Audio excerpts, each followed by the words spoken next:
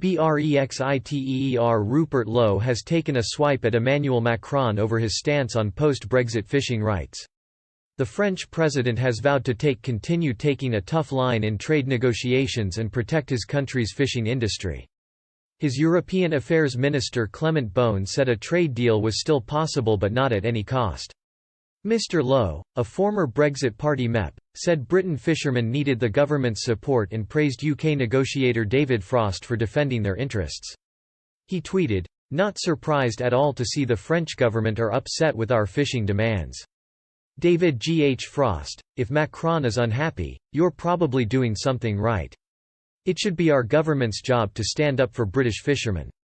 They've been neglected for far too long." Earlier, Mr Beaune said a post-Brexit trade deal would be the best outcome for both sides. But he insisted, "We will not accept a deal at any price.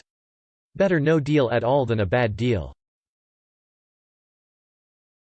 Britain and the European Union clashed last week over the chances of securing a free trade agreement, with Brussels deeming it unlikely but London holding out hope one could be reached in September.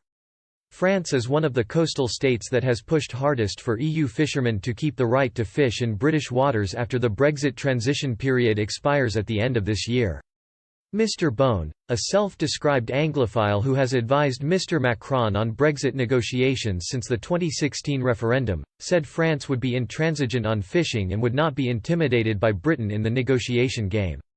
He said, "Let's not kid ourselves, if there is no deal, it will be a difficult issue. We'll have to organise a response for sectors like fisheries. Support our fishermen financially. We're not there yet." Brussels effectively wants existing rules surrounding fishing rights to continue beyond Brexit, with both sides operating under the EU's common fisheries policy.